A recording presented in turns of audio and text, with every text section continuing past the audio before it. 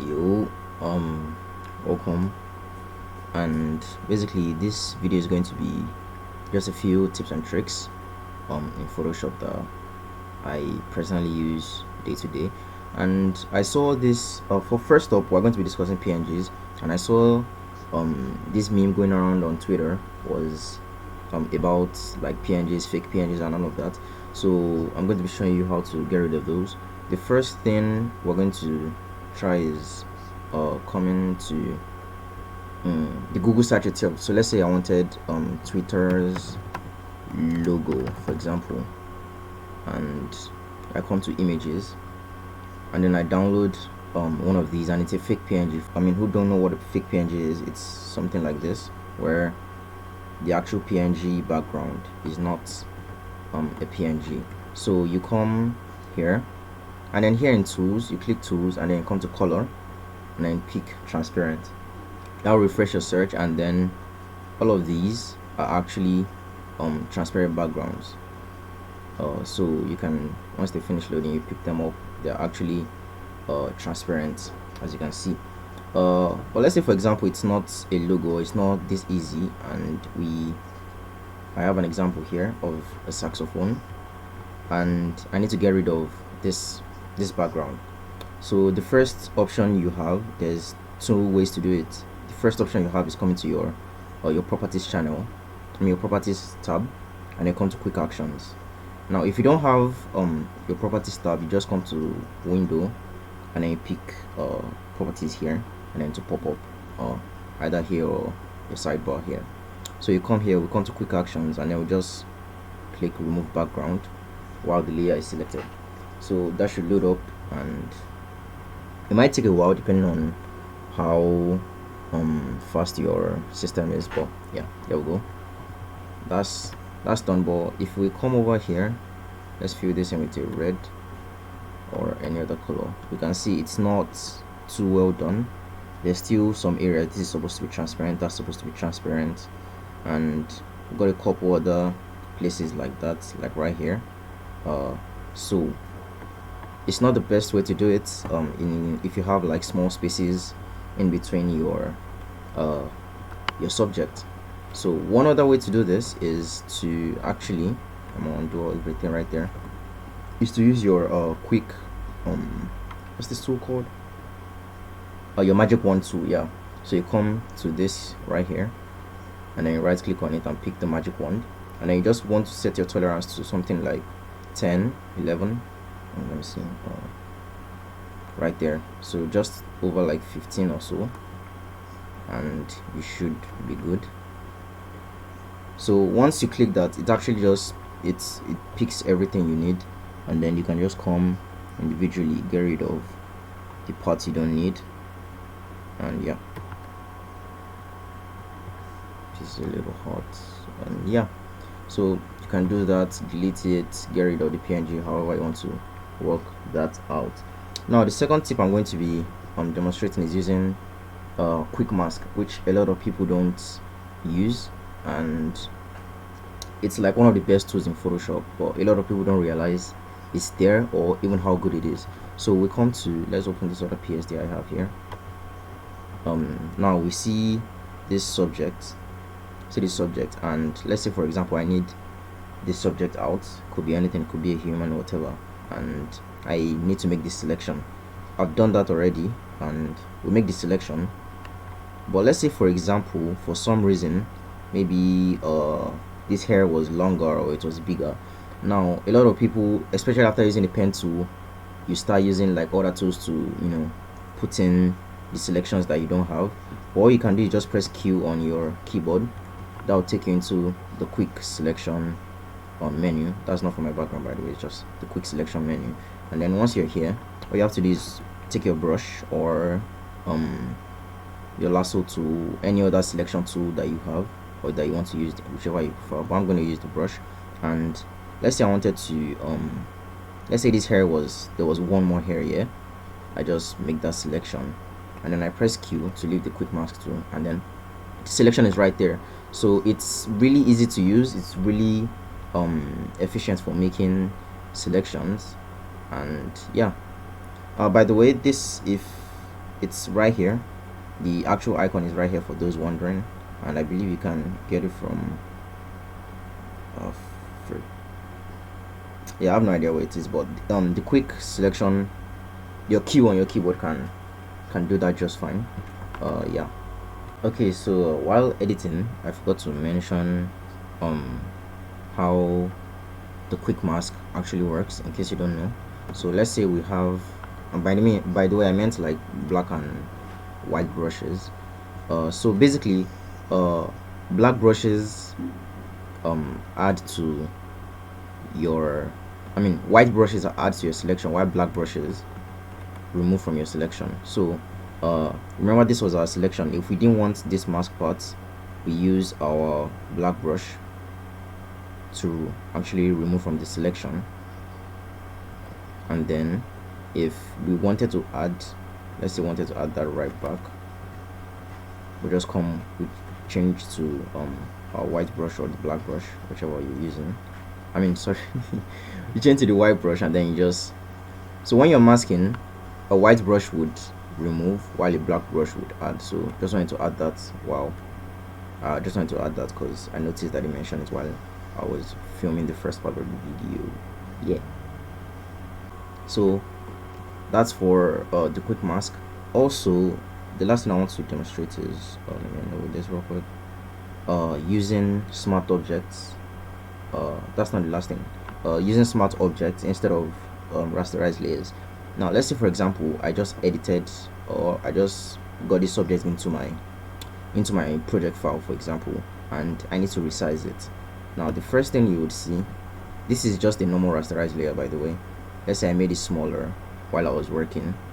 I clicked OK, but now I need to make it bigger for some reason. I've lost some quality right there. This is a little bit blurry. Let's do that a couple more times so it's more obvious. So take it down, bring it back up.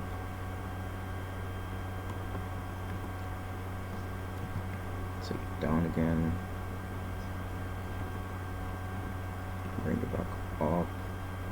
As you can see, we're at a point where it is extremely pixelated and we lost so much quality.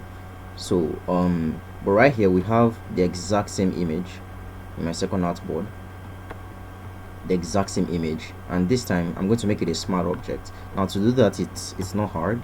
All you have to do is right click on the layer and convert to a smart object. It's that easy, and it makes your life also, like, makes your work extremely stress-free. So now when you convert to a smart object, you see your transform tool has this X over it. But now if I resize, take it down, take it back up, it's the exact same quality no matter how many times you do it. So if you're an artist working with photo manipulation or stuff like that, this is going to be like an extreme lifesaver. One thing you need to notice, you can't edit smart objects directly. As you can see, this is my brush tool, but I can't do anything. The object has to be rasterized before I can do anything. But one way to edit this is you come to the thumbnail right here where my mouse is, the thumbnail of this, and then you double click on it. That will open a new file. It's going to be a PSV file where I can actually edit this directly. So let's say, for example, I add a red brush, I just drew all over this for some reason, and I save this. If I come to my main layer, that's going to be added. So anything you do in your PSV layer is actually it's done in the project file. So while you can't edit it directly in your project file, you just have to, if I save this, for example, while the red is gone, come back to my main project, it's gone. So yeah, that's one thing about smart objects. Now the last thing you do need to notice that I want to show you guys is working with what do they call them, scripts. Yeah, working with scripts.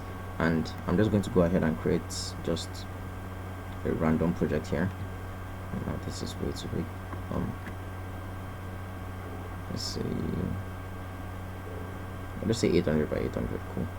And I'm just going to have a text base. Let's just call this one, and Ctrl J that. Control V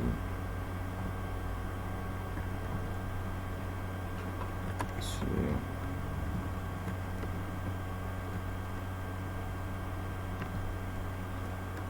3.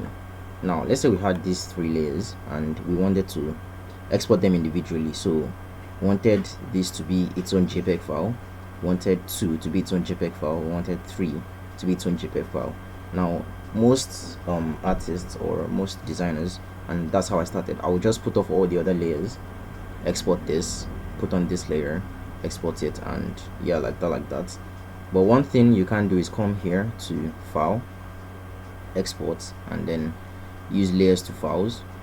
Now this will export every single layer you have as its own independent file, and it's really helpful.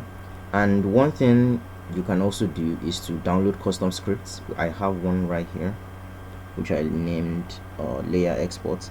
Now this script right here is let me save this file real quick in a new folder. Desktop. Let's call this test. Let's put it in a new folder. Test. Let's save it here. And basically, if I, for example, I exported this with the the entire these come with they come pre-installed with Photoshop. And once you have layers to files, to ask you for like what if you want a prefix, if you want the file size, the file type, and then the location you want it to. So I'm just going to save it to test right there and run this. So the script is going to run automatically, and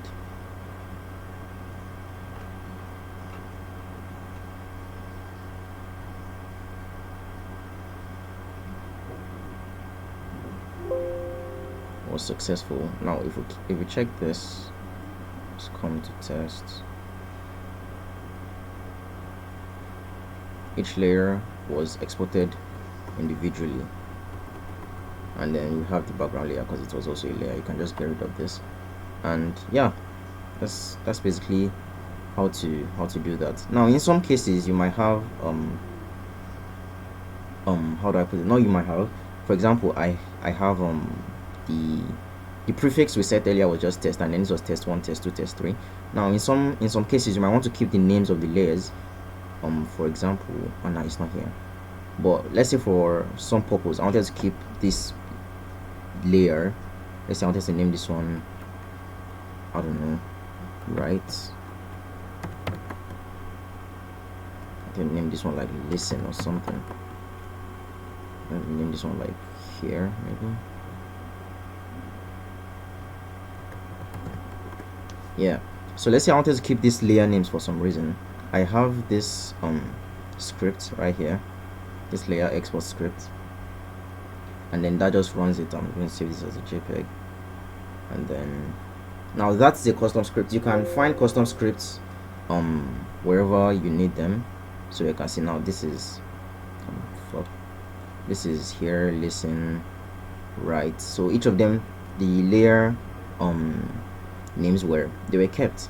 So for this particular script, I will leave it in the description. I'll keep the file in the description for anyone that needs it.